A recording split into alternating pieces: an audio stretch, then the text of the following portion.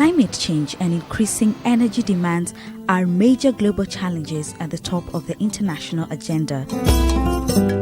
The impacts of climate change in Kenya are already being felt and will continue to affect many lives if not addressed. Climate change is indeed a main concern for the Kenyan and Danish governments and a priority area for the activities of the Embassy of Denmark in Nairobi. Previously, we showcased some of the Danida funded projects and their benefits to communities and households.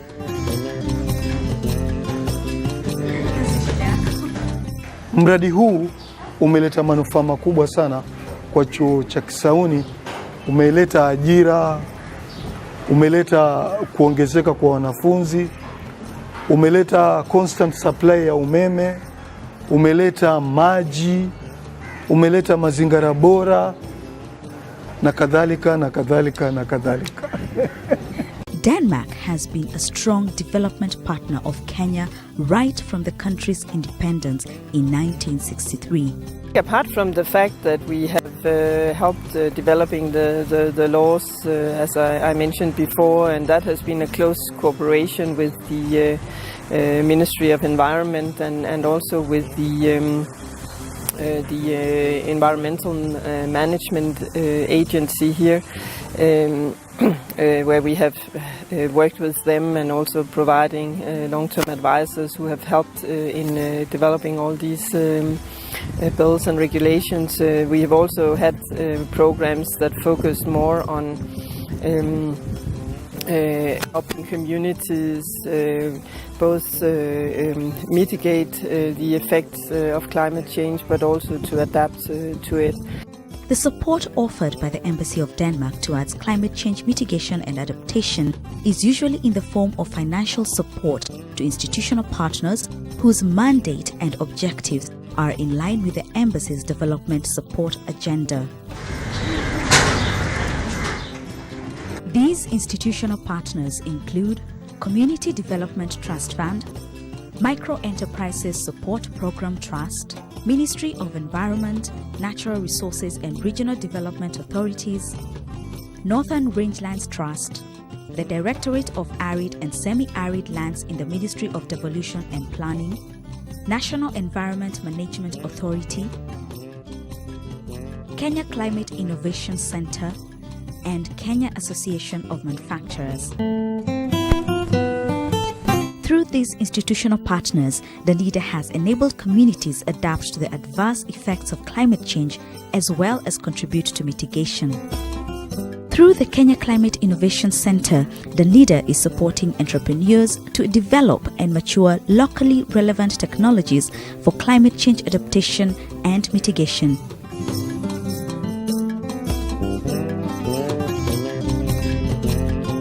In rural Kenya, biomass is the primary source of energy for households' heating and cooking energy needs. Diminishing biomass resources due to population pressure and sustainable resource exploitation practices and climate change have meant that households must now incur additional expense and spend more time in obtaining a resource which traditionally used to be abundant and accessed freely. Simple biogas solutions could offer them reprieve. My name is Amos Nguru. I'm a Kenyan Chief Executive Officer, Afriso Energy Limited. Afriso deals with renewable energy and more specifically biogas.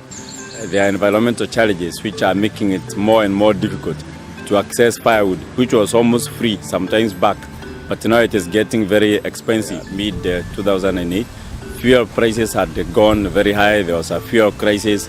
And there were a lot of concerns, how do we access fuel?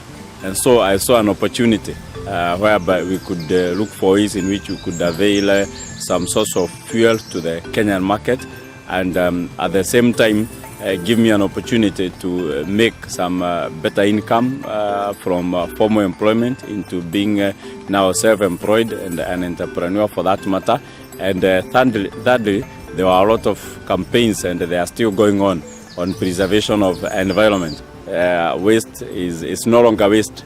Waste is money, waste is valuable.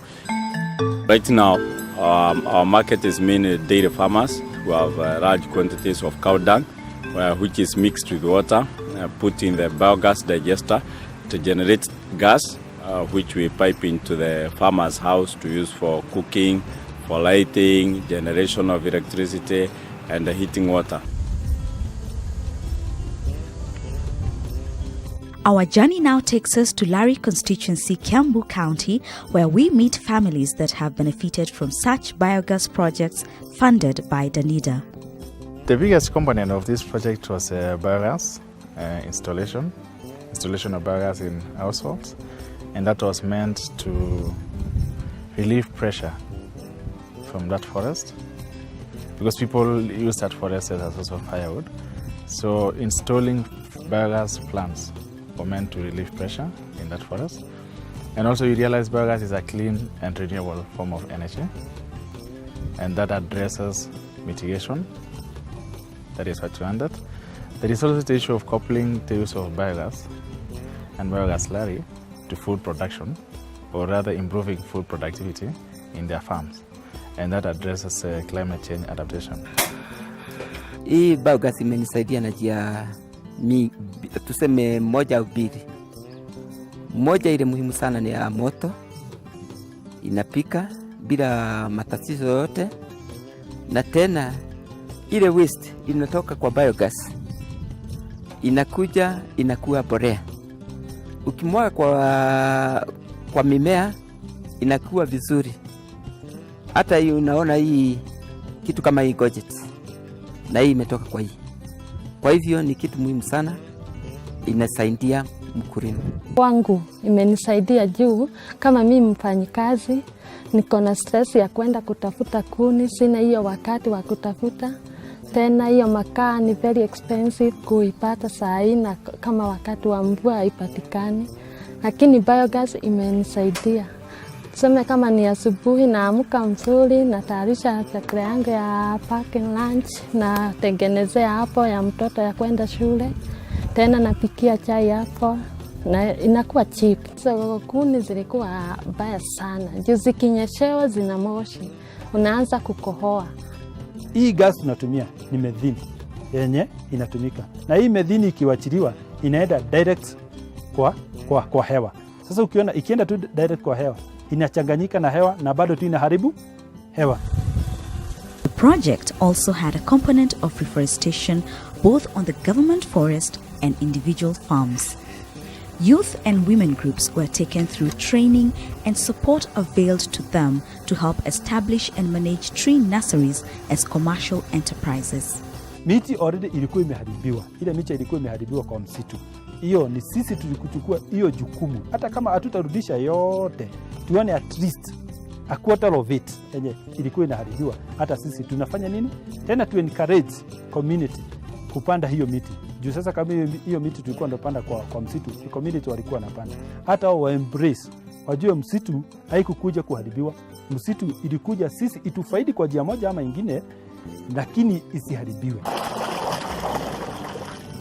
This project has had tremendous success and changed the lives of over 1,000 women, men and children in the region. Many farmers will tell you that their productivity has increased, translates into income. So we expect to see changes in livelihoods of people in this region because of increased income sources.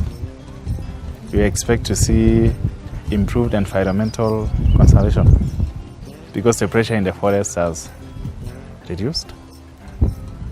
Yeah, and that is the sustainability of the project.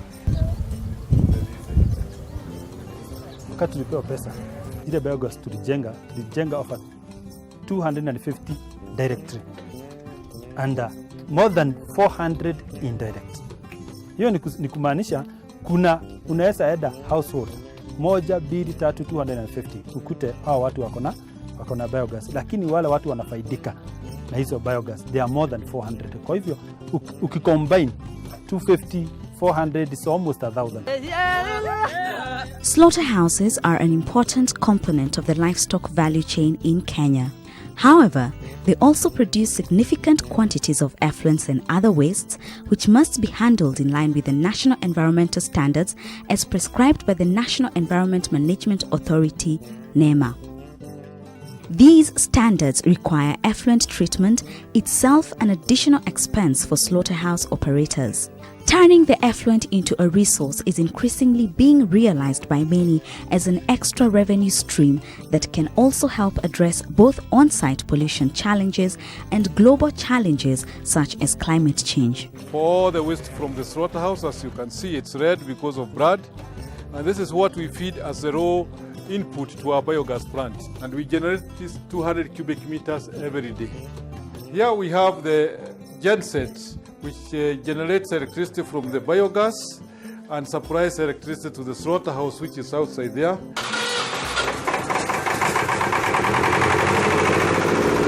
And we want to supply it to the households, but we want to package it in cans which we can sell. We have been trying all the tests because packaging biogas is difficult and has been sometimes declared impossible, but we are having some breakthrough here. A very local solution because the waste car tires are many and we could use the worn out car tires for packaging biogas, but it could only contain not so much gas. This is our latest prototype where we have used the ordinary gas cylinder and innovated it inside so that it can contain enough gas to be able to cook for a longer time at the household level.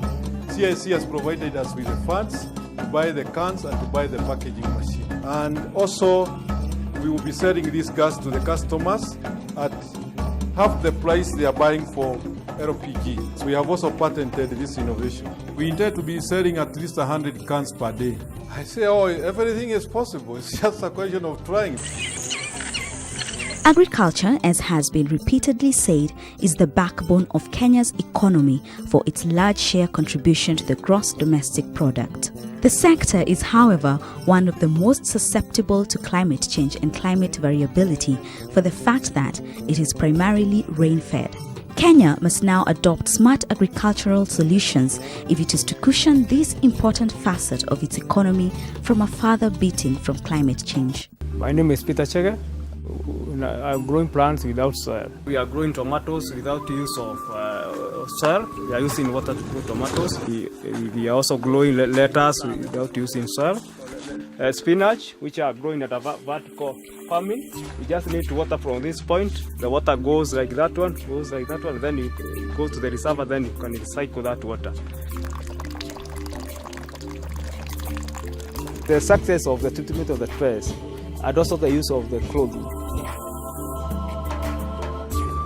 These are hydroponics clothes for cooling the system. In terms of climate change, because of soil water conservation, I think it is really helping, and that's why now the CIC came and so this project is very good, and they have really promoted us so that we introduce this technology. The business is doing well. Since the CIC came in, I think the business is heating up. Actually, in fact, we are recruiting. Every week, it's like now we are installing about 5 hydroponic systems every week. Vertical farming will help in water conservation and also land use. In an area of 6 meters by 9 meters, you can produce 500 kilograms of water.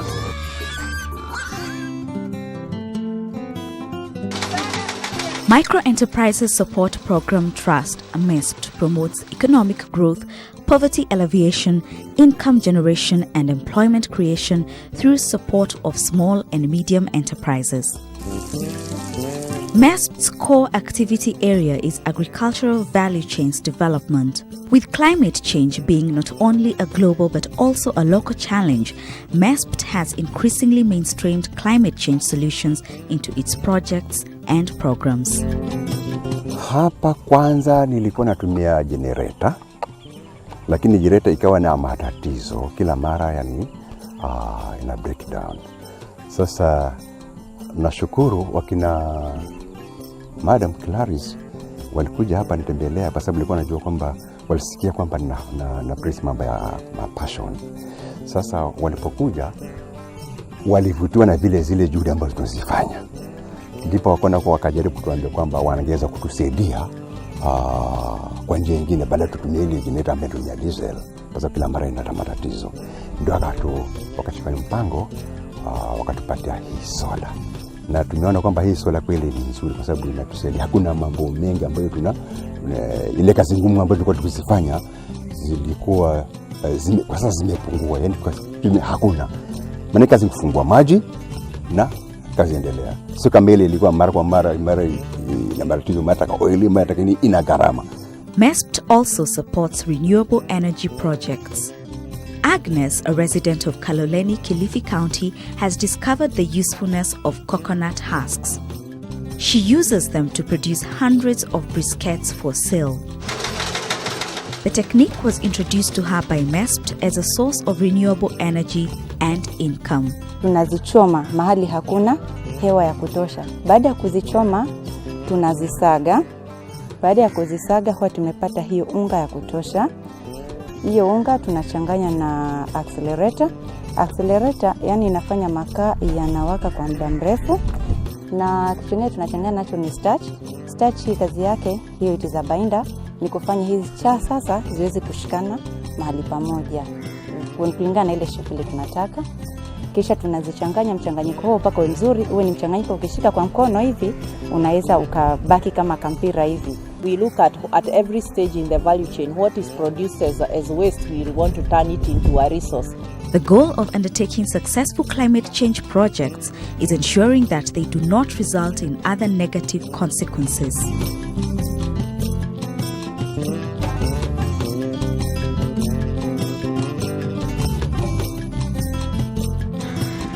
One of the key institutional partners to this regard has been the Community Development Trust Fund, CDTF. When you are doing environmental conservation projects, they are usually integrated in nature. So it has various components. All of them contribute to community livelihood, and also they contribute to environmental conservation, and they contribute to community adaptation to climate change and reduction of the greenhouse gases. Our journey now takes us to a project in Lower Mboni East. The landscape is mostly covered with rain-fed croplands, and the climate is classified as a tropical savanna with a subtropical dry forest biozone. There's a medium-low occurrence of periods with extreme drought, and flooding risk is extremely high.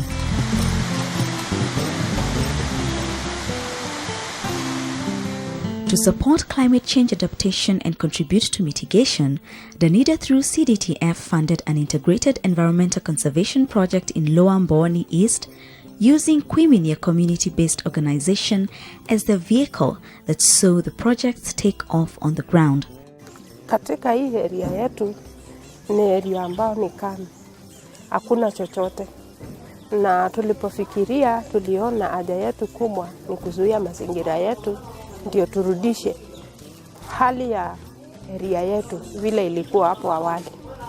Na kwanza tulizuia kwa kupitia kwa kujenga sandy dams ambao tuko na 12, kwa kujenga earthy dams tukifight na kasi ya maji ambao tuko na 2, moja Kiteta, moja iko Kalawa. Na pia tuliwahi kufanya mambo ya shallow well, tuko na 2, moja Kiteta, moja ingine iko Ngiluni. Ile ingine tulifanya ni kwamba tuliona tusipopanda miti na miti imeshakatwa hatutarudisha mazingira yetu. Kupitia kwa Danida through CDTF tukafanya mambo ya tree nursery ambao ilitusaidia kwa our own farms na pia kwa mashule, na pia ikatusaidia kwa kufanda ile area ya serikali kama forests. Na hiyo kazi yote tumefanya ambao tumesaidika na area tumeona imeanza kupinduka. One of the key challenges in the region was availability of water.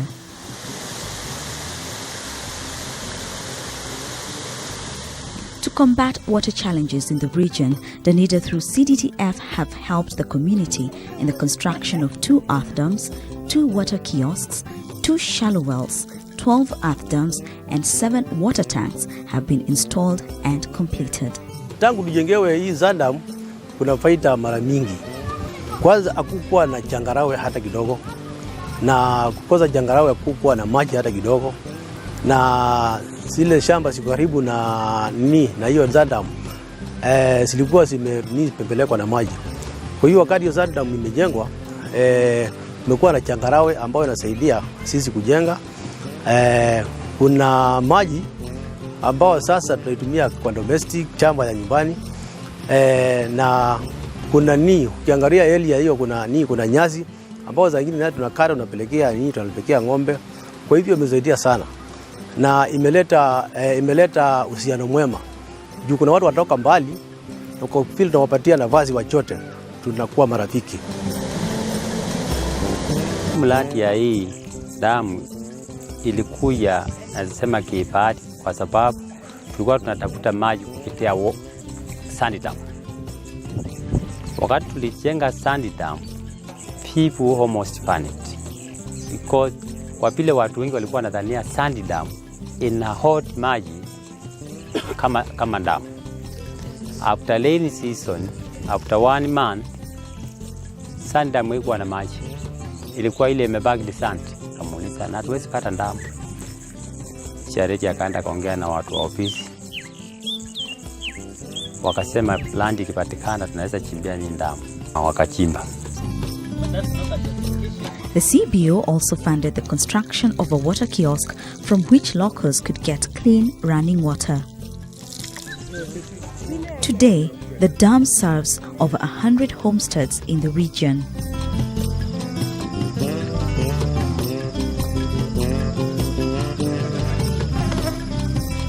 Hii sand dam tumejenga mwaka wa 2013, na kutokea huo wakati naweza kusema tumeweza kusaidika zaidi kupitia kwa hii mradi, sababu hapo awali tulikuwa na shida mingi kabisa ya maji. Ilikuwa inatumbidi sisi wanawake tuamke mwendo wa saa 9 usiku tupatane kaa ngurufu ndio tuingie kwa mto tukaweze kufechi maji. Tulikuwa tunatumia wakati mwingi kukaa kwa mto tukikojea maji, mpaka siku moja unaweza kaa kwa mto, shinda kwa mto na upate mitungi 2 ya maji yenye iwezi ikakusaidia. Lakini kutoka wakati tumepata hii sand dam, watu wengi wameweza kusaidika kabisa. Tena hii maji imeweza kusaidia hiki kijiji kiali ya mapato, sababu ile mashamba yenye iko hapa karibu ikipandwa watu huwa wanapata mboka hapa. Hakuna mwenye anatoka huku na kwenda kutaabika ni wapi atapata mboka. Tena wanayuthi wetu kwa wingi wamepata kazi, sababu mwenye amepanda shamba lake wanakuja hapa wanapewa kazi ya kuvuna, ya kupalilia. So ile wakati wanaharibu wakienda kukula milaa, kukunywa bank, hiyo tunaona imefungua. In line with the objective of promoting and adopting renewable energy and energy-saving technologies, Danida through CDTF and Quiminia CBO facilitated the training and construction of 1,320 energy-saving stoves for households within the region. Hii jiko ni mzuri sana na nashukuru Quiminia CBO kwa sababu walinisaidia na hii jiko. Na hii jiko inatumia kuni chache kidogo sana. Na hii jiko ndio mzuri kuliko ile ya zamani. Zamani nilikuanga na ile ya mawe 3. Na hiyo ya mawe 3 ilikuwa inakula kuni mingi sana.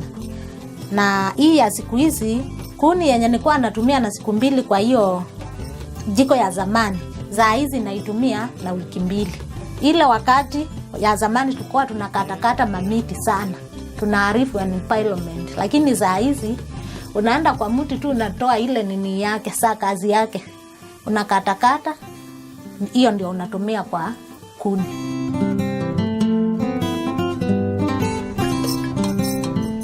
Hii kikundi ya CBO imetusaidia na miradi ya jiko ambapo tumeona tukisaidika sana.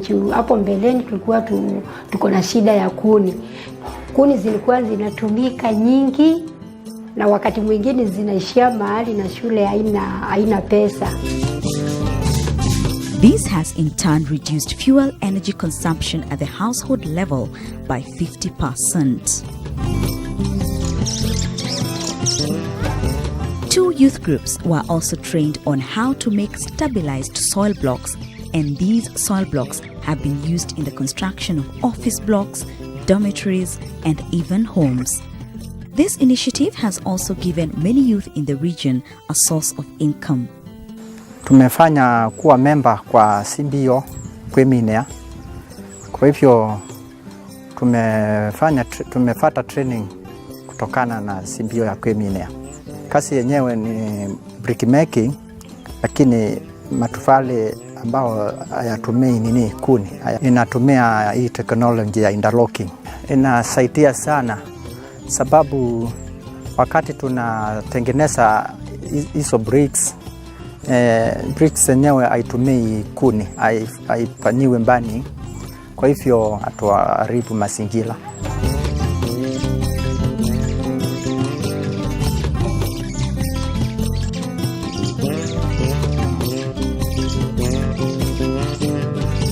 In line with environmental rehabilitation, members of the community were trained on tree planting and seedlings provided to them for planting in farmlands and forest cover. As a result, 69,210 tree seedlings were planted in the forests, public institutions, and on farms. 8 tree nurseries were established, and to date, over 140,000 seedlings have been raised and sold. Tusipopanda miti na miti imeshia katwa, hatutarudisha mazingira yetu. Kupitia kwa Danida through CDTF tukafanya mambo ya tree nursery ambayo ilitusaidia kwa our own farms na pia kwa mashule, na pia ikatusaidia kwa kupanda ile area ya serikali kama forest. Na hiyo kazi yote tumefanya ambao tumesaidika na area tumeona imeanza kupinduka. This project was not only geared towards environmental conservation, but has also helped community members get involved in income generation activities. Tunaona tukiendelea na hii mradi wa kuku tutafaidika sana, sababu wanakuwa haraka. Hii ndio ni miezi 2, hii ndio ya 3 na unaona tuko karibu kuuza. Na tukiuza hawa tunaweka zingine. Tunauza. Tuseme kwa kilo 1.5 tutauza na 800. Through Danida's support, beneficiaries were braced with Toggenburg dairy goats that produce more milk, thus increasing the locals' revenue from the sale of milk. Kwimi ya CBO walinipea mbuzi 2, ya kike na ya kiume. Na hiyo ya kike ilizaa watoto 4. Hii ndume ninapandisha. Majirani wanaleta mbuzi zao za kike, inapandishwa na charge 200 shillings para mbuzi moja. Kwa mwezi napata 5,000 kutokana na mbuzi ya kiume. Tofauti ya hizi mbuzi za Toggenburg na hizi za kienyeji kuna tofauti kubwa. Njuu hii inatoa maziwa mingi. Asubuhi nakamua 2 liters na jioni 2 liters. Na hiyo ya kienyeji nilikuwa nakamua nusu kikombe hii ya chai. The commitment of the Danish and Kenyan governments towards addressing climate change remains strong, and Denmark, through the Danish embassy in Nairobi, has now launched its next Kenya Country Program 2016 to 2020. One of the thematic areas under the new program is the Green Growth and Employment Program, through which Danida will continue to support climate change activities and expand their scope to address the overall challenges of growth and environment in Kenya. After the successful climate change summit in Paris, our friend Denmark committed to supporting Kenya with 7.5 billion shillings for the Green Growth and Employment Project. We have been supporting, for example, energy audits for companies that allow them to analyze their production and see where can they find ways of designing their production flows so that they use less energy. The support of Denmark to Kenya through the Danish embassy in Nairobi addresses the finance element of the recently adopted Paris Climate Change Agreement. In this agreement, developed countries agreed to provide financial support to developing countries to help them cope with the adverse impacts of climate change as well as contribute to mitigation.